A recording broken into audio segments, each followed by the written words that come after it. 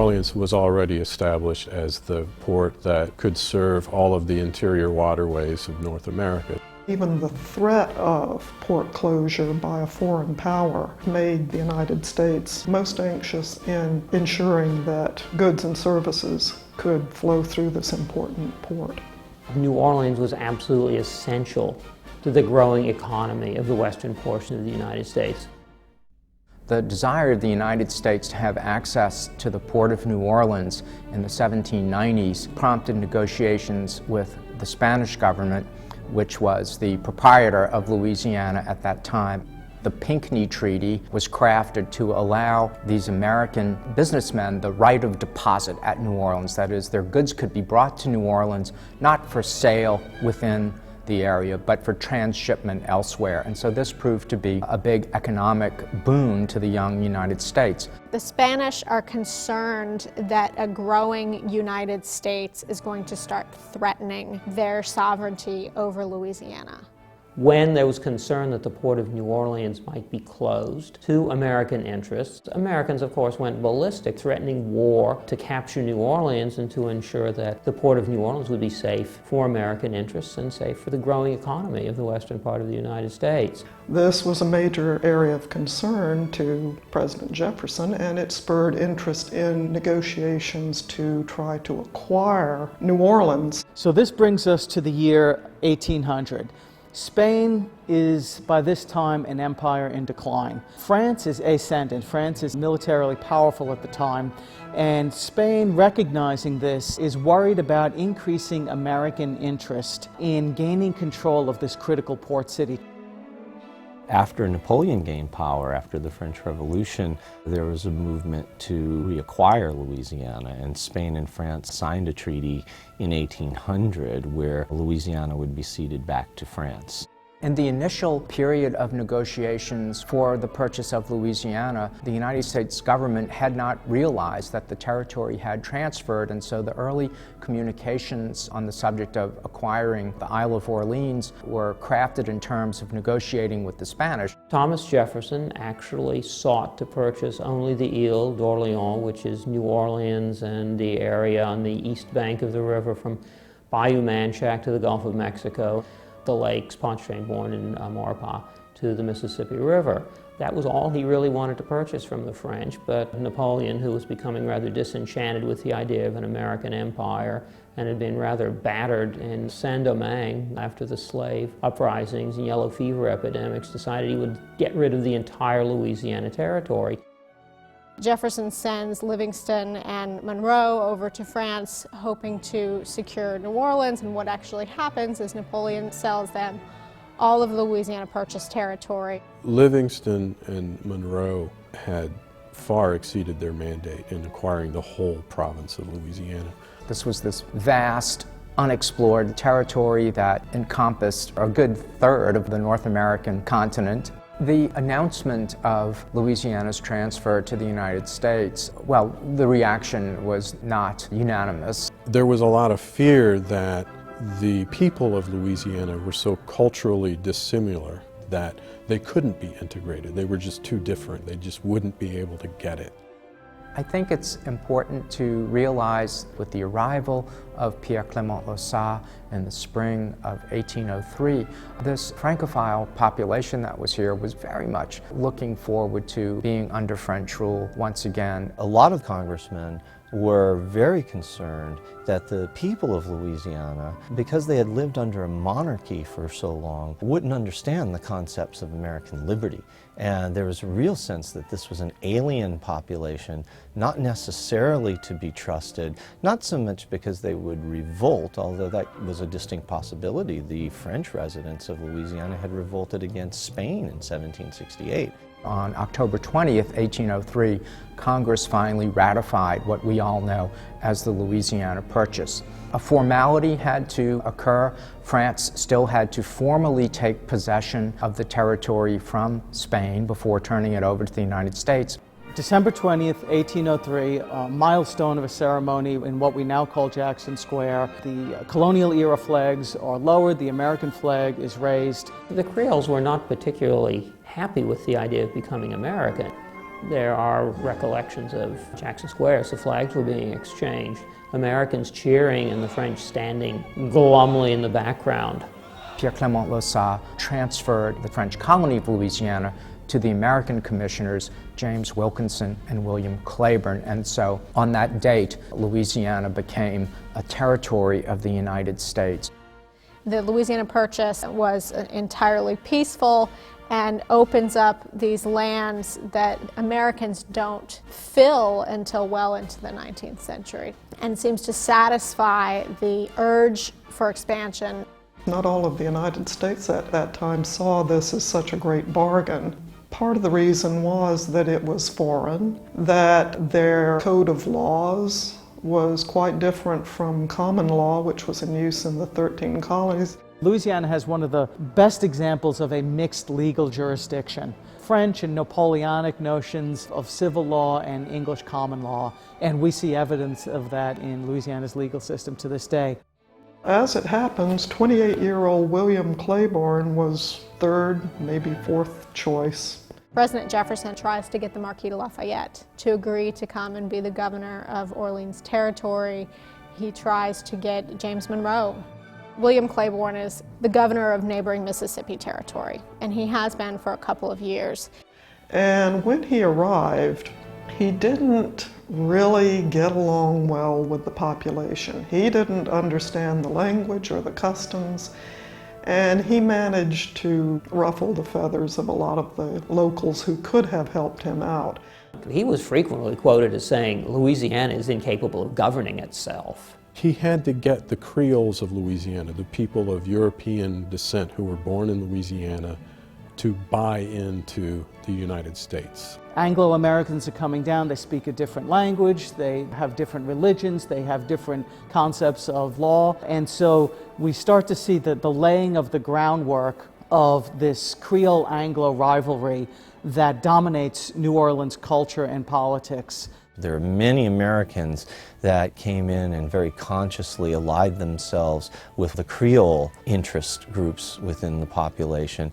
These were mainly enemies of Governor Claiborne. So there was a lot of political instability, a lot of distrust of the locals toward the Americans, especially toward Governor Claiborne. Claiborne remains in the post not because he's the desired candidate, but because he is on the spot already. And Jefferson doesn't stop looking for a replacement until 1807. It was not necessarily a plum job. Claiborne had a very hard time filling out what politicians call the civil list, the justices of the peace, members of the Superior Council. Territorial governors like Claiborne had to have a lot of latitude to set policy. Because they were so far from the center of the federal government in Washington, they had to make decisions on the fly, and they had to anticipate what the federal policy would likely be, because they couldn't deviate much from that. He was the one who was there and had to figure out, how do we make this work? How do we keep American control over this far-flung territory? How can we resolve tensions as they arise? He endeared himself more to the city when he married a Creole girl, and I think after she passed away, he married another Creole girl. But there was a great deal of lack of trust between the two, because he really didn't understand the French. It's rather amusing. One of the things he mentioned in his diaries is that all people do in New Orleans is dance, dance, dance, dance. And I don't think his Virginia blood quite understood that. The cultural challenge, if you will, of taking over New Orleans and Louisiana in general is one of the most complex aspects of the historical situation. About 10,000 people lived in New Orleans at that time.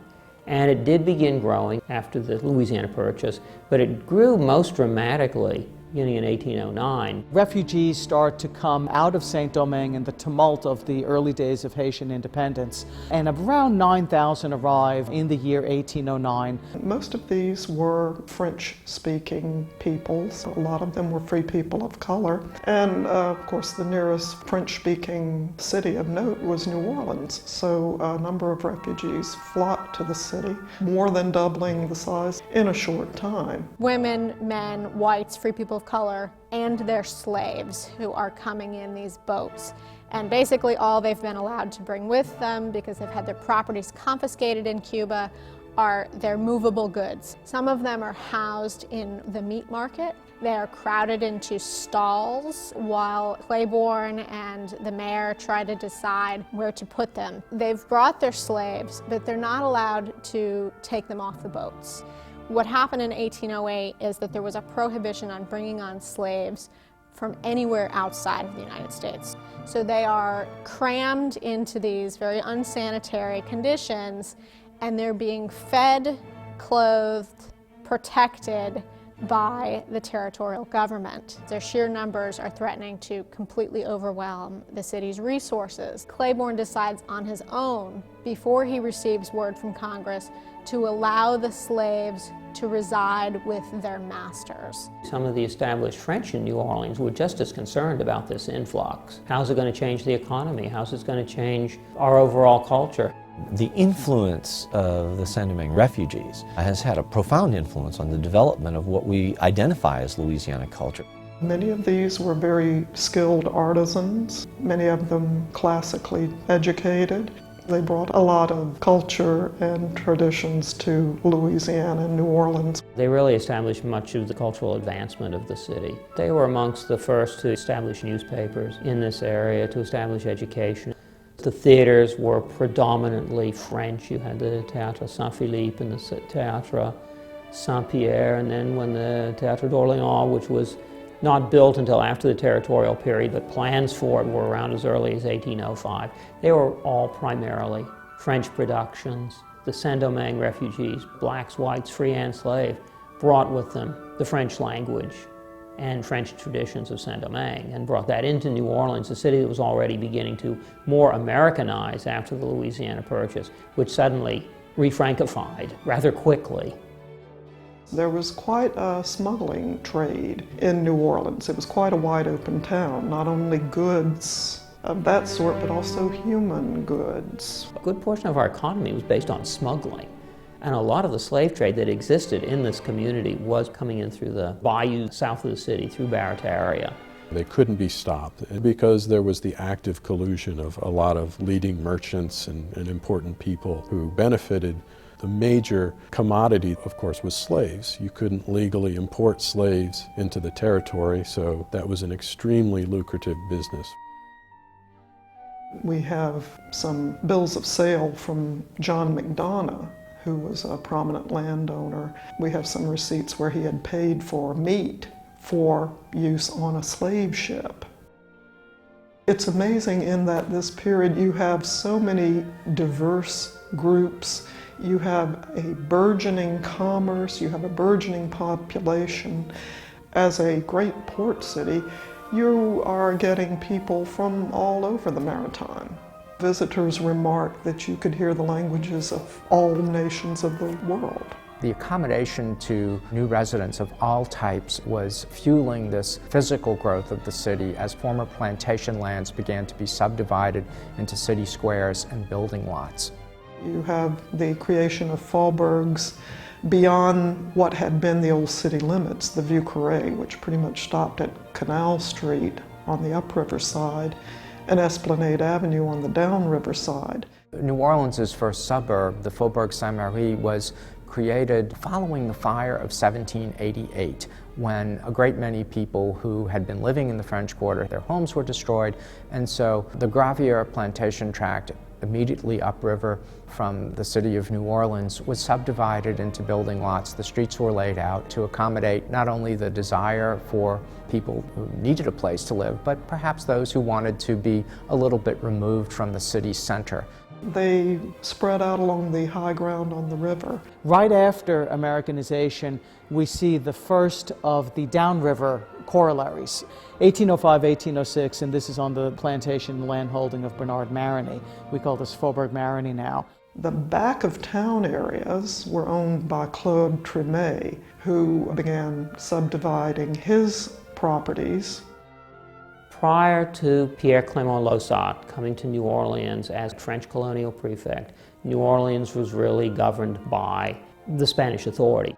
Immediately from the time that Claiborne and Wilkinson come in to receive the territory, it's a period of great turmoil. Claiborne's project was, okay, how do we get this established society to be integrated into the United States. The policies of the United States are pretty clear about the process that a territory needs to go through to become a state. It required first developing a sort of appointive legislative structure, stabilizing the region, and then beginning to move toward an elective legislature and writing a constitution. And all of these things took some time. There is some sense on the part of Americans that Louisiana needs some time to become more American, to be less European, to be more orderly, to grasp the legal system of the United States, which of course they don't really do because they keep the code law in lieu of going to English common law, which is what the rest of the United States operates under. The 1808 Code of Laws for Louisiana pretty much is still the basis of our Code of Civil Law in Louisiana. During the territorial period, we had a mayor, we had a city council. And there are a lot of different groups attempting to find their way, to find their voices, vying for power. The native Creole population, which once, of course, ran the city in every way, economically, politically, culturally, sees these incoming groups with increasing levels of threat. America is in this situation where they have, for all intents and purposes, colonized an area. You have structures of government already in place. You have cultural differences and racial differences in the way that the racial hierarchy is set up in New Orleans. There was certainly tension between the original population, the Creole population, if you will, and the new Americans. Jefferson began targeting specific members of the population who he thought might not necessarily be so loyal to the United States and throwing them in jail. Revolution is in the air. Stories were coming to Louisiana from the horrors of the Haitian Revolution, you know, the terrible things that were happening in Saint-Domingue. There was concern that far-flung places would also be susceptible to revolutionary currents. The slaves upriver from New Orleans knew what had happened in Saint-Domingue and had heard probably about West Florida and other places, and the revolution was just in the air. The 1811 slave revolt was the largest slave revolt in American history. It happened upriver on the German coast plantations, about 35 miles upriver from New Orleans. The uprising is led by a slave driver and overseer named Charles Deslandes. Estimates are that between 100 and 600 slaves from the Andry and neighboring plantations began to march toward New Orleans. When news got back to the city that this large body of armed slaves was descending on the city, it was mass panic. General Wade Hampton had just returned to New Orleans, and he was immediately dispatched by William Claiborne to counter this slave rebellion. Wade Hampton handpicked some of the best territorial militia units and headed upriver to confront the slaves. His swift crushing of the 1811 slave revolt finally endeared him to the public. Thomas Jefferson did dispatch Lewis and Clark to explore the upper reaches of Louisiana. But there were other expeditions. There was Freeman and Custis on the Red River. Zebulon Pike was another expedition into Spanish Texas. So there were a number of expeditions that were sponsored by the U.S. government to explore Louisiana and its boundaries. Around this time, tinkerers in workshops, both in England and in the Philadelphia area, are working on harvesting steam power. And he starts to get adapted to the mobilization of vessels. This first steamboat to come down here is called the New Orleans for good reason. And after that, steamboats increasingly take over the West. Keelboats are rendered obsolete, and steam takes over the river. Almost immediately after the United States took over the territory, there was a group of French and at that time called the White Creole groups, went to Congress petitioning for statehood immediately. As long as they were part of the United States, they wanted statehood and the rights to set up government here. And they continued to petition. And finally, in 1811, a time in which the population of the area more than doubled, So they more than met the requirements for population to become a state. And on April 30th, 1812, Louisiana entered the Union as the 18th state. And by the time of statehood, Claiborne managed to win the election as the first governor of the state over native Jacques Villeray. Louisiana entered the Union just literally on the eve of war with Great Britain, and of course the final and some might say decisive battles of the 1812 conflict was fought very close to the city of New Orleans. The Battle of New Orleans certainly helped create a sense that Louisiana was part of the United States and the people were citizens of the United States. The Battle of New Orleans, if it did anything, sort of settled the question of the ownership of Louisiana. After Jackson's successful defense of New Orleans, European powers no longer really contest American ownership.